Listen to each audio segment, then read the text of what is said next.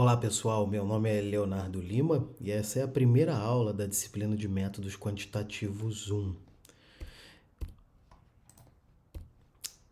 Nessa aula, a gente vai falar um pouco sobre modelagem matemática, uma introdução com alguns problemas bem simples para começarmos aí a nossa disciplina, ok? Bem, o objetivo da disciplina, então, é modelar matematicamente problemas gerenciais, e esses problemas vão servir, como auxílio ao processo de tomada de decisão. Então, o objetivo é, a partir de problemas gerenciais associados a, por exemplo, logística, a gente construir um modelo matemático que seja uma ferramenta para o auxílio no processo de tomada de decisão, de, por exemplo, quanto transportar de um centro de distribuição para um determinado cliente, o quanto estocar, Todas essas são decisões que a gente vai modelar matematicamente. Bem, outro objetivo da disciplina, é apresentar esses modelos matemáticos e somente aqueles que envolvem funções lineares, o que nós vamos chamar então de problemas de programação linear. Esse vai ser um termo que a gente vai usar bastante ao longo do curso, que é o termo de problemas de programação linear, onde eu estou chamando aqui de PPL, ok? Vai ficar mais claro para frente o que são essas funções lineares, tá?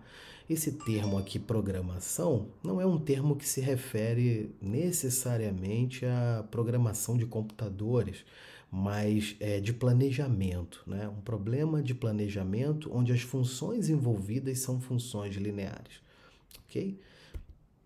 Bem, nessa aula, especificamente, o nosso objetivo é apresentar os elementos de um problema de programação linear. São 4 elementos que eu quero aqui mostrar para vocês, já na sequência, e depois modelar 2 problemas matematicamente, ok?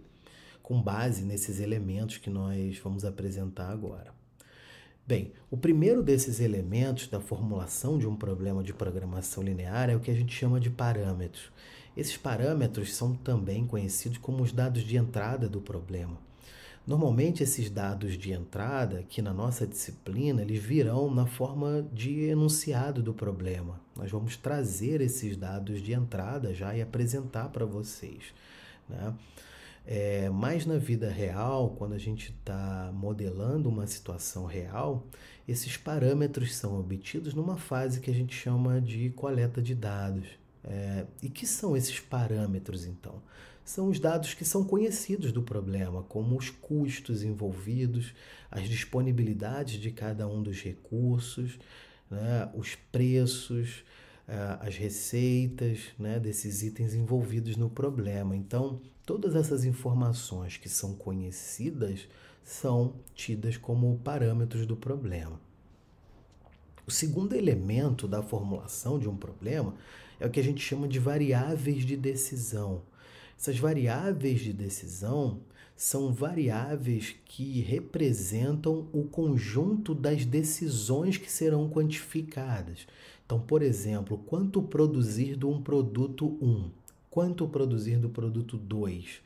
Tudo isso vai ser modelado, é isso que a gente quer decidir, o quanto produzir de cada produto.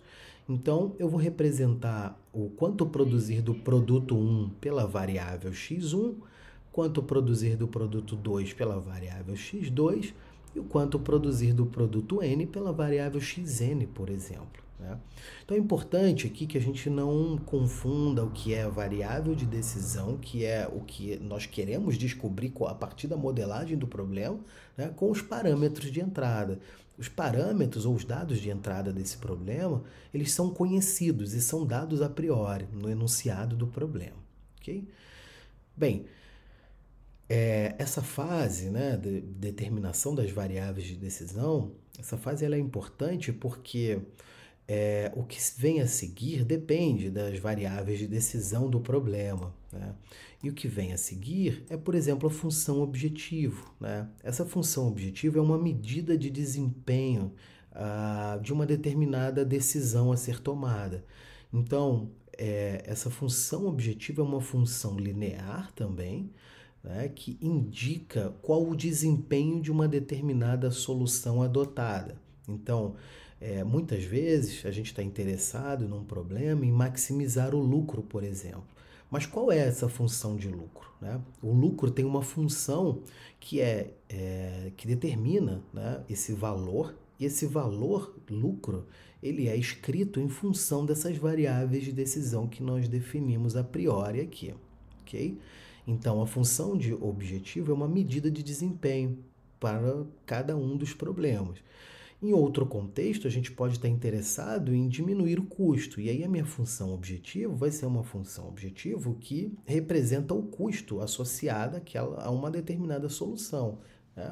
E, naturalmente, nesse contexto, a gente está interessado em minimizar o custo, ok? O quarto elemento são as restrições do problema. As restrições do problema são expressões matemáticas, algumas vezes equações, outras vezes inequações, que representam as limitações em recursos. E essas restrições são também escritas em função das variáveis de decisão. Então, é importante que, ao começar a modelar um problema, a primeira coisa que a gente faça é identificar esses elementos na formulação de um problema. Então, exatamente nessa ordem, começo definindo quais são os parâmetros, quais são as variáveis de decisão envolvidas nesse problema, qual é a função objetivo e quais são as restrições desse problema. Então, nós vamos agora, mais adiante, resolver um primeiro problema e eu gostaria de apontar para vocês aqui esses 4 elementos nesse problema. Antes disso, eu gostaria de falar aqui que um problema de programação linear em geral, tem esse formato aqui. Eu tenho, então, meu objetivo é maximizar uma função objetivo, e essa função objetivo está aqui, né? Veja que ela é uma função linear, nas variáveis x1 até xn. Esse C1 são C1, C2 e Cn são preços, né? São parâmetros, dados de entrada do problema. E essa função objetivo, que a gente tem interesse de maximizar, está sujeita a um conjunto de restrições, né? Essa aqui é uma primeira restrição, essa aqui é uma segunda restrição, e essa aqui é uma restrição, é a mésima restrição, né? Então, esse é um problema em que eu tenho N variáveis de decisões e tenho M restrições. Então, em geral, os modelos de programação linear que nós vamos abordar nessa disciplina têm um formato similar a esse. Quais as variações que podem acontecer? Bem, aqui ao invés de maximizar, pode ser minimizar. Aqui ao invés de menor ou igual, pode ser maior ou igual, ou ainda um sinal de igualdade aqui, né? Em todas as outras equações, ou inequações, ou misturas disso.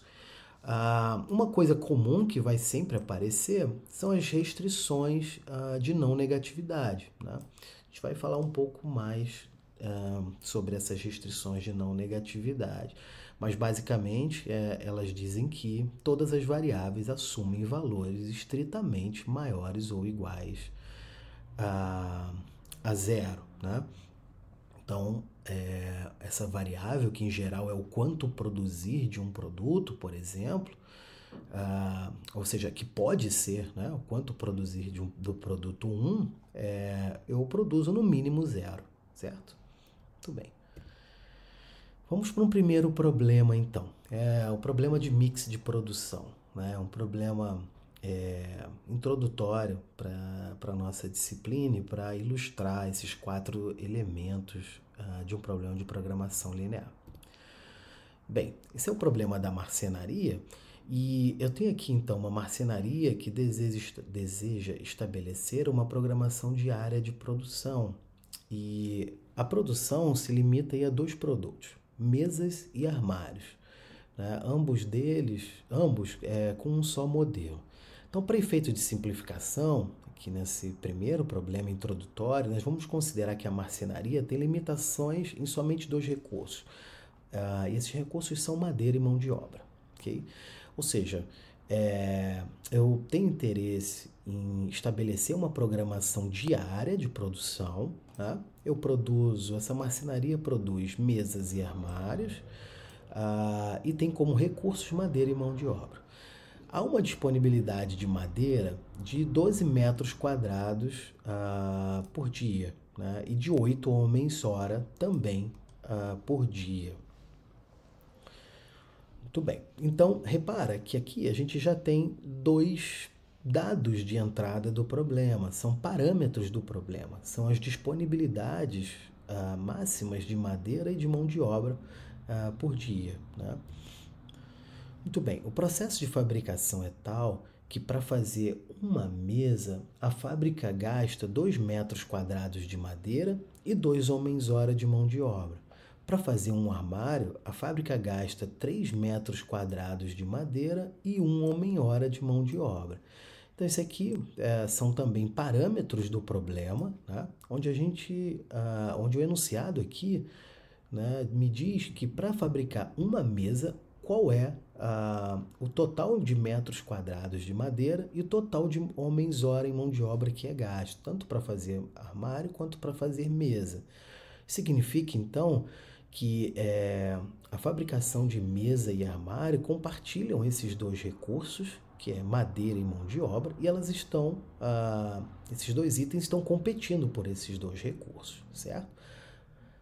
Bem, além disso, o fabricante sabe que cada mesa dá uma margem de contribuição para o lucro de R$ 4,00 e cada armário dá uma margem de contribuição para o lucro de R$ 1,00. O problema do fabricante é encontrar o programa de produção que maximiza a margem de contribuição total para o lucro. Bem, vamos lá então. Quais seriam os parâmetros desse problema?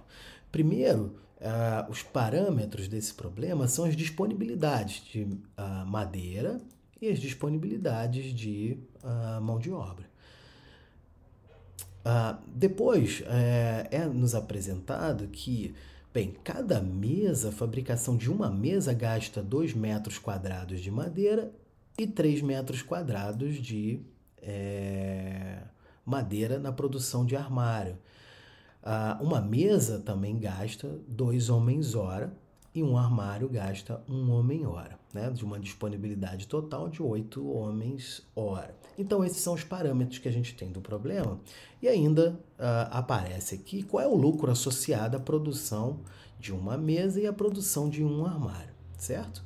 O que a gente quer determinar é o quanto produzir de mesa e o quanto produzir de armário, né? Então,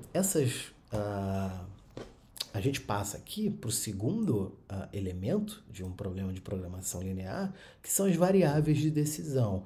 Eu tenho basicamente 2 decisões aqui a tomar. Uma quantas mesas produzir e a decisão 2 é quantos armários produzir, né? Então, eu vou chamar essa primeira decisão de x1, quantas mesas produzir, e a segunda decisão de x2, certo? Bem, a minha função objetivo, o meu interesse é maximizar o lucro. Eu quero produzir mesas e armários de modo que o meu lucro seja o maior possível, certo? Então, como cada mesa me dá um lucro de R$ 4,00, na realidade eu tenho 4 vezes x1, é o total de lucro obtido com a produção de mesas. E x2 vezes 1, né, tem um 1 aqui, é o lucro total obtido com a produção de armários. Então, o meu lucro total que eu tenho na produção de mesas e armários é o lucro obtido pela produção de mesas, mais o lucro produzido pela produção de armários. Com isso, a minha função objetivo é maximizar o lucro, que é dado por 4 vezes x1 mais x2. Ok? Bem, com base nessas variáveis de decisão e naquela função objetivo, eu reescrevi aqui os dados do problema E a gente sabe que definiu como x1 a quantidade de mesas e x2 como a quantidade de armários produzidos, né? Então, repara que se eu produzir x1 mesas, na realidade eu tenho um total de madeira gasto que é 2 vezes x1.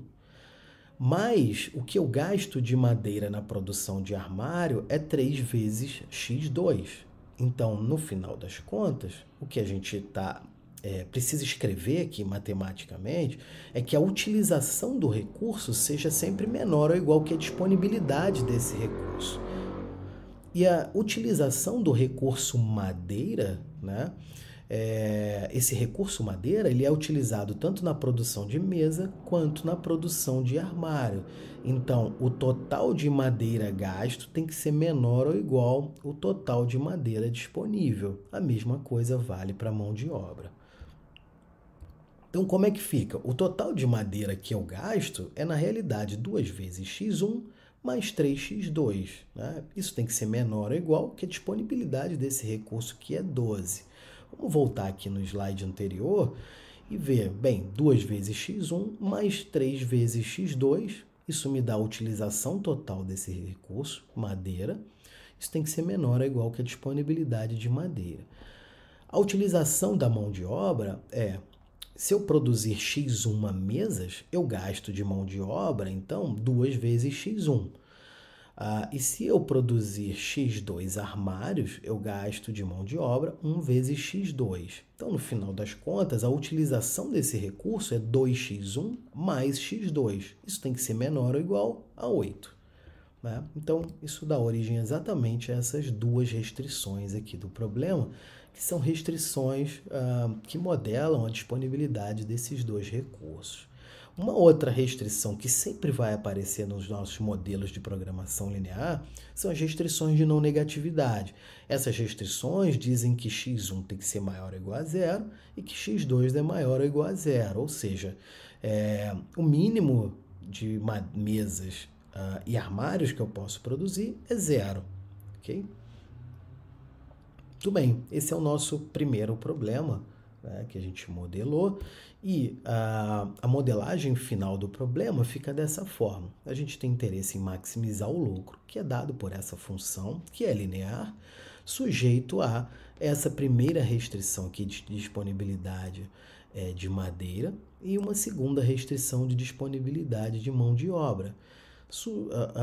E ainda as restrições de não negatividade desse problema. Okay? Essas duas variáveis de decisão aí que estão relacionadas ao problema. Bem, então, o nosso interesse é encontrar soluções x1 e x2 que satisfaçam a essas inequações aqui apresentadas e que maximizem essa função, que é essa função lucro. Okay? Então, basicamente, a gente mais tarde, na aula 2, nós vamos buscar soluções que satisfaçam a essas inequações, a todas elas, né, simultaneamente. Bem, certamente tem várias soluções que satisfazem a todas essas inequações, mas a gente vai estar interessado naquela que me dá o maior lucro possível, me traz o maior lucro possível. Muito bem, vamos avançar aí para o próximo problema. Sim, antes disso, quais soluções então são possíveis para esse problema? Essas soluções possíveis é o que a gente chama de soluções viáveis ou ainda soluções factíveis, né? Nós vamos discutir um pouco sobre isso na aula de método gráfico. Ou, dentre as soluções possíveis, qual é a solução que fornece o maior lucro, né? Ou seja, qual é a solução ótima? Então, a gente tem um conjunto de soluções que satisfaz, essas soluções nesse conjunto satisfaz a todas as inequações do problema, né? Então, a gente chama essas soluções de soluções viáveis, só que dentro do conjunto das soluções viáveis existe uma solução, ou às vezes até mais de uma solução que apresenta o maior lucro possível, que me traz o maior lucro possível, né? E é essa solução que a gente está interessado aí no final das contas, na resolução desse problema, né? Então, essa é uma primeira parte. Essa primeira aula é uma aula apenas de modelagem do problema, certo? Depois a gente vai discutir um método gráfico de resolver esse problema. Muito bem. Antes disso ainda, a gente também tem interesse, né? Antes de discutir um método gráfico, uma maneira de resolver esse problema, a gente gostaria de implementar esse problema no solver do Excel, né? Então, no próximo slide aqui, vocês vão... eu gostaria que vocês acompanhassem esse vídeo que está no YouTube, a gente disponibilizou. Esse vídeo apresenta a resolução desse problema no solver do Excel, ok? Então, é importante que vocês assistam esse vídeo. Clica aqui para assistir e ver como implementar esse problema no solver do Excel e qual a solução que vocês obtiveram, tá? Depois a gente pode falar sobre isso na nossa aula, no plantão de dúvidas, ok? Vamos então para o próximo problema. Problema 2 é também um problema de mix de produção. Esse problema nós extraímos, né, das notas de aula em pesquisa operacional, que é um material didático que a gente produziu para essa disciplina, tá? Então, vocês podem consultar lá no cronograma essa referência BC1, de bibliografia complementar 1, e nós disponibilizamos esse material aqui no Teams, tá? Na ferramenta aí no ambiente virtual de aprendizagem.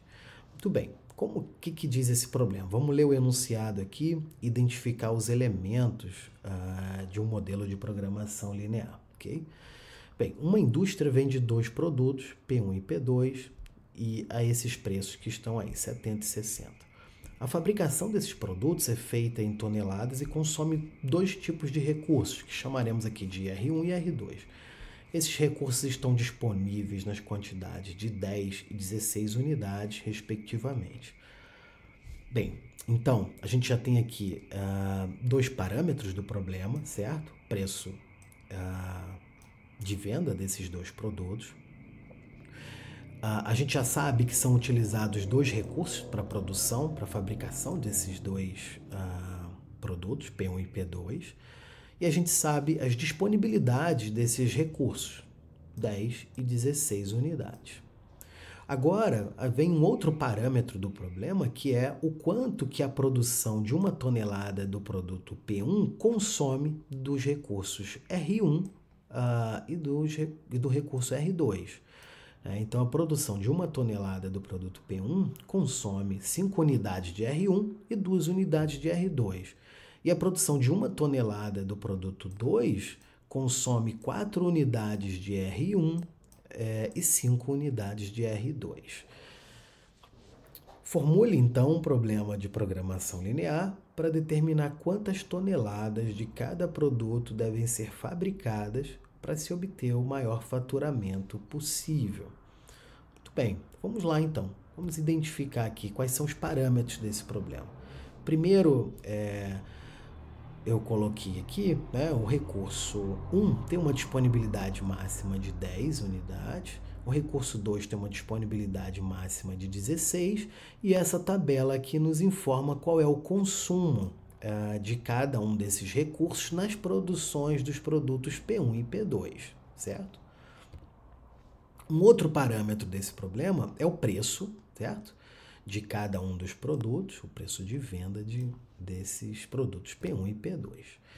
Bem, como variável de decisão desse problema, a gente tem aí 2 variáveis de decisão. Eu quero saber o quanto fabricar do produto 1, a quantidade em toneladas a serem fabricadas do produto 1, e uma segunda variável, uma quantidade em toneladas fabricadas do produto 2. Bem, o produto 1, ele é vendido a tonelada a R$70. Então, na realidade, o meu faturamento obtido a partir da quantidade fabricada do produto 1 é 70 vezes um número total de toneladas, né? 70 vezes x1, número total de toneladas fabricadas. Mais o faturamento obtido com a produção, né, com a fabricação do produto 2. Cada tonelada produzida são 60 unidades monetárias, R$60. Então, dá 60 vezes o total de toneladas produzidas. Então, essa soma aqui me dá o total do faturamento, né, obtido com a produção do produto 1 e do produto 2. Vamos para o nosso terceiro elemento, nosso quarto elemento, na realidade, que são as restrições desse problema. Repara que aqui minhas variáveis x1 e x2 estão associadas às quantidades a serem produzidas do produto 1 e do produto 2, respectivamente, né? E aqui, cada tonelada do produto 1 consome 5 unidades do recurso 1. E cada tonelada produzida do produto 2 consome, né, 4 unidades do recurso 1. Então, o total de recursos 1 consumidos vai me dar 5 vezes x1 mais 4 vezes x2. Novamente, a utilização desse recurso tem que ser menor ou igual que a disponibilidade desse recurso, certo? Então, isso vai dar 5 vezes x1 mais 4 vezes x2. Essa é a utilização total desse recurso, que precisa ser menor ou igual que a disponibilidade dele, que é de 10 unidades, certo? Então, com isso, a gente tem a primeira restrição, que é a restrição de disponibilidade do recurso 1. O total utilizado do recurso 2 é o quanto a produção do produto 1 utiliza desse recurso para produzir 1 tonelada, 2. Mas quantos produtos do tipo 1 eu produzo? x1. Então, o total de recurso 2 utilizado é 2 vezes x1, mais o total de recurso do tipo 2 utilizado na produção do produto P2, que é 5 vezes x2. Então, isso fica 2 vezes x1 mais 5 vezes x2. Isso tem que ser menor ou igual que a minha disponibilidade, que é de 16 unidades. Certo? Então, isso me dá uma segunda restrição, que é uma restrição de disponibilidade do recurso 2. Bem, por fim, a nossa terceira e quarta restrições são as restrições de não negatividade. Essas restrições dizem que as variáveis x1 e x2 são maiores ou iguais a zero, certo? Ou seja, o número de produtos do tipo 1, número de toneladas, né, do produto 1 a serem produzidos e o número de toneladas do produto 2 a serem produzidos tem sempre que ser maior ou igual a zero. Bem, nosso modelo final, então, fica dessa forma. Maximizar essa função objetivo, né, que é maximizar o faturamento total, representa aqui o faturamento total, sujeita a essas restrições aqui, restrição de disponibilidade do recurso 1, restrição de disponibilidade do recurso 2 e as variáveis aqui com suas restrições de não negatividade, ok? Novamente, a gente tem interesse em saber quais são as soluções possíveis para esse problema, ou seja, quais são as soluções factíveis, quais são as soluções viáveis.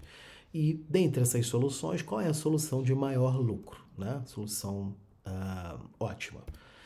Bem, ambas as questões serão respondidas na aula de método gráfico, então nós falaremos melhor sobre como resolver e determinar isso na aula de método gráfico, ok? Bem, mas antes disso, a gente gostaria de introduzir também, como já falei no problema anterior, a resolução desse problema no solver do Excel. O Excel tem uma ferramenta onde a gente implementa esses problemas e consegue resolvê-los. E aí eu gostaria, então, de sugerir que vocês resolvam esse segundo problema que a gente acabou de apresentar no solver do Excel, né, e tragam as dúvidas para nosso plantão de dúvidas, ok? Além disso, nós gostaríamos que vocês continuassem acompanhando, então disponibilizamos aqui um outro problema com duas variáveis contínuas, né, que pode ser visto nesse vídeo aqui no YouTube. Então, clica aqui, esse link vai te direcionar para um vídeo no YouTube e esse vídeo eu estou modelando um outro problema, né? Então, é uma outra oportunidade aí de você acompanhar a modelagem de um problema de programação linear. Bem, nós vamos ficando por aqui nessa primeira aula. Até a próxima, então.